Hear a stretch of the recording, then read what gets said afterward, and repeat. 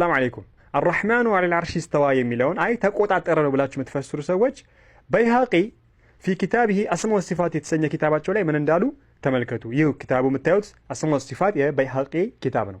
እዚህ ላይ ምን ይላሉ? በይሃቂ ገጽ 385 ላይ ምን ይላሉ? አርረሕማኑ ዐለል ዐርሺ እስተዋ የሚለውን አስመልክቶ ኢብኑል አዕራቢ ታላቁ እንግዲህ የቋንቋ ሊቅ ስለሱ አንድ ቀን የተፈጠረውን ታሪክ ያጫውቱናል። ኢንሻአላህ አጠር አድርጌ እኔም ላስቀምጥላችሁ ነው እንደማይባል አላህ አርሹን ተቆጣጠረ ማለት በአረቦች እንደማይታወቅ ይህንን ያስቀምጣሉ። ማን በይሃቂ ኪታባቸው ላይ ከማን ነቅል አድርገው ይኸው እናያለን። አሁን እንግዲህ ሰነዱ ረጅም ስለሆነ ወደ ዋናው ሐሳብ ልግባላችሁ።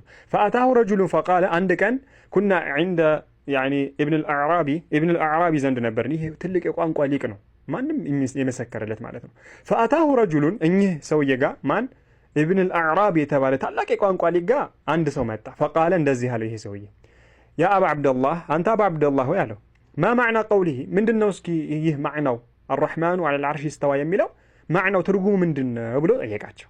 ለማን? ለኢብኑል አዕራቢ። ተመልከቱ፣ አላህ አርሹን ተቆጣጠረ ብሎ መፈሰር ውድቅ እንደሆነ በይሃቂን ያስቀመጡት ኪታባቸው ላይ። ፈቃለ ከዛም በኋላ ኢብኑል አዕራቢ ሲመልስ ምን አለው? ኢነሁ ሙስተዊን ዐላ ዐርሺሂ ከማ አኽበር። አላህ ከዐርሹ በላይ ነው እንደሱ እንደነገረን ምን አዲስ ነገር አለ? ኸላስ ሲል ፈቃለ ረጁሉን ከዛም በኋላ እዛው ከተቀማመጡት ኢብኑል አዕራቢ እንደነገርኳቸው ታላቅ የቋንቋ ሊቅ ነው፣ ኢብኑል አዕራቢ ይባላል። ከዛም በኋላ እዛው ተሰብስበው ከተቀመጡት ውስጥ አንዱ ምን አለ? ኢነማ ማዕና ቀውሊሂ እዚህ ጋር እኮ ይሄ እኮ ትርጉሙ አለ ኢስተዋ የሚለው ማለት ነው። ቀውሊሂ ኢስተዋ አይ ኢስተውላ ነው አለ፣ ተቆጣጠረ ማለት ነው አለ። ተመልከቱ፣ ማን ፊት? ኢብኑል አዕራቢ ፊት።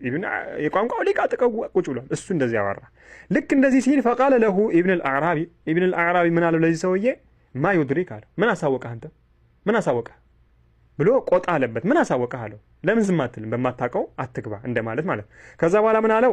አልዓረቡ አረቦች እኮ ላ ተቁሉ አትልም ኢስተውላ ዐላ ዐርሺሂ ፉላን እከሌ እኮ በአርሹ ላይ ተቆጣጠረ አትልም አረብ ምን እስከሚሆን ድረስ ሐታ የኩነ ለሁ ፊሂ ሙዳድ ተቃራኒ ኖሮት ተቃራኒውን አሸንፎ ሲቆጣጠር ነው እንጂ በአረቦች ዝም ብሎ እንደው አርሹን ተቆጣጠረ እንደዚህ እዛን ተቆጣጠረ አይባልም።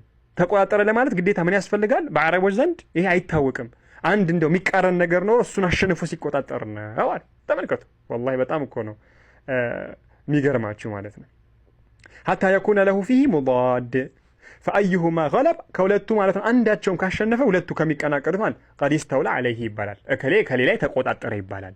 ስለዚህ ወላሁ አላህ ደግሞ ላ ሙዳደ ለሁ አላህ ሱብሓነሁ ወተዓላ ደግሞ እሱ የሚቀናቀነው የለም። ስለዚህ ተቆጣጠረ ተብሎ አይፈሰርም። ማን ነው አላህ ሱብሓነሁ ወተዓላ የሚቀናቀነው ኖሮ ነው አላህ አርሹን ተቆጣጠረ የሚባል ውድቅ ነው። ይሄ ውድቅ ነው።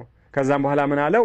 አላህ ሱብሓነሁ ወተዓላ እኮ ዐላ ዐርሺሂ ከማ አኽበር አላህ ሱብሓነሁ ወተዓላ ከዐርሹ በላይ እንደነገረን ከዐርሹ በላይ ነው እንጂ ምንል ተቆጣጠረ አይባልም ብሎ ታላቅ የቋንቋ ሊቅ ኢብኑል አዕራቢ ያስቀምጣል። ያዙልኝ። ሌላው ደግሞ ማወቅ ያለብን ምንድን ነው? አንደኛ በቋንቋ እንደማይታወቅ ተቆጣጠረ የሚለው አያችሁ ውድቅ ነው። ሁለተኛ ደግሞ እኛ ከአርሽ በላይ ነው አላህ ስንላችሁ አይ ከፍጥሩ ጋር አመሳሰላችሁ ብላችሁ ነው አይደል ተቆጣጠረ የምትሉት እናንተ። እሺ ተቆጣጠረ ስትሉት እናንተ እያመሳሰላችሁ አይደል? አያችሁ አይደለም ውድቀት።